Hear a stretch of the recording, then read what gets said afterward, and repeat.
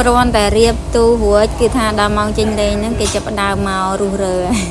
អត់ទេណែនាំគាត់ដែរថាបើកូនយកកន្លែងណាកូនដាក់កន្លែងនោះវិញសភៅរឿងនេះទៀនថ្ងៃមុនខ្ញុំធ្វើរួចខ្លះហើយមកកលេចមកមើលទូវិញវា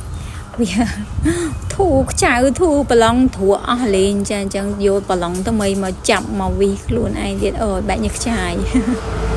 ធម្មតាទេបងប្អូនឯការងារអីក៏វាមិនស្រួលដែរយើងគិតថាធ្វើនេះចង់ធ្វើនេះអូយើងលោថាពិបាកធម្មតារឿងការងារខ្លះវាតែងតែពិបាកខ្លះទៅក៏វាស្រួលទៅតាមនឹងទាំងបងប្អូនឯងព្រោះយើងសំខាន់ណាស់ឲ្យតែការងារដែលយើងស្រឡាញ់យើងធ្វើទៅមិនសូវហត់ណាស់ណាដែរទេឲ្យតែការងារនឹងយើងស្រឡាញ់យើងចូលចិត្តយើងធ្វើផងដូចខ្ញុំអញ្ចឹងពេលខ្លះនឹងខ្ញុំស្រែកច្រៀងបដាហ្នឹងបងប្អូនឃើញហើយព្រោះឯតន្ត្រីគឺនៅជាប់ខ្លួនខ្ញុំកុំឲ្យយើង stress កុំឲ្យយើងធុញនឹងការងារអញ្ចឹងខ្ញុំចូលចិត្តច្រៀងនៅពេលដែលខ្ញុំធ្វើការខ្ញុំច្រៀងបដាដើម្បីបដាក៏ខ្ញុំច្រៀងបដាពីណាគេថាម៉ែគាត់ថាបានប្តីពោះម៉ាយអីខ្វល់ទេអូនខ្វល់ហ្មងចាឃើញលើកហ្នឹងមិនមែនថាទូនឹងធ្ងន់នៃតែបងប្អូននៃតែបន្ទូនឹងឯស្រាតែបានហ៊ានលើបើថាអញ្ចឹងឲ្យសិស្សជួយទប់ហើយសាក្មេងគាត់លេងហ៊ុញគ្នាចុះហ៊ុញគ្នាឡើងទៅវាអាចប៉ះទូនឹងទៅវាដួលវាអីចឹងទៅវាធ្វើឲ្យធូរប្រឡងទៅទូនឹងវាមុំខ្លាំងពេកចុះបងប្អូនហើយខ្ញុំទិញទូនឹងខកខ្លួនហ្មងបើថាយើងនេះលោកអ្នកគ្រូចង់ទិញឃើញវាស្អាតឃើញអីមិនសូវមកទេបងប្អូនហើយរីខមមិនថាឲ្យទៅទិញទូផ្សេងទៅខ្ញុំមានទូនៅក្បែរតុករៀនរបស់ខ្ញុំណាចាអាហ្នឹងទូនឹងមុំមានតែវាថ្លៃជាងអានេះដូចជាការទិញដូចជា25រៀលហើយសុំបង្ខែមទៀតណាពេលនោះចាកាលនោះគាត់ឧបត្ថម្ភសិស្សខ្ញុំអញ្ចឹងស្នើសុំគេចាមាត់នឹងផុយដែរអញ្ចឹងបានដែរ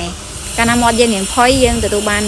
លឿនដែរតាបងប្អូនគាត់ណាយើងក៏មិនហ៊ានសុំគេអីច្រើនណាសុំតិចតួចហើយសុំហើយត្រូវតែមានផតាឲ្យគេថាយើងទិញលុយប៉ុណ្ណេះនិយាយទៅតែសេឲ្យគេមើលថាយើងទទួលបានប៉ុណ្ណេះលុយប៉ុណ្ណេះយើងទៅទិញគឺថតវិការច្បាស់ឲ្យគេមើលច្បាស់លាស់ចាអញ្ចឹងមិនថាធ្វើអីមួយយើងធ្វើច្បាស់លាស់ត្រឹមត្រូវវាមិនអីទេចាហើយមិនយើងយកមកជាកម្មសិទ្ធិរបស់យើងណាបងប្អូនយើងជាកម្មសិទ្ធិរួមអញ្ចឹងពេលច្រើនគេជួយហើយឲ្យតែយើងយកជារបស់រួមចាជាសម្រាប់ក្មេងៗចាយើងមិនប្រើតែមួយឆ្នាំណារាប់ឆ្នាំតគ្នាសម្បីតែសភៅរឿងនិទានអីចឹងក៏ដោយ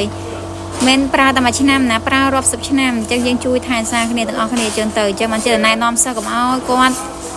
លេងចាអ្វីដែលខុសរបៀបអញ្ចឹងទៅវាបាត់បង់ទ្រព្យសម្បត្តិយើងវាខូចខាតតែប៉ុណ្្នឹងទេចឹងមានសំខាន់វិន័យនៅក្នុងថ្នាក់រៀន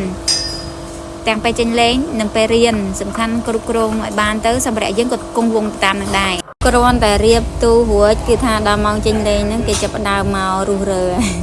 អត់ទេណែនាំគាត់ដែរថាបើកូនយកកន្លែងណាកូនដាក់កន្លែងនោះវិញហើយកូនកុំលេងរុញគ្នាអញ្ចឹងទៅគាត់ស្ដាប់យើងបងប្អូនអើយ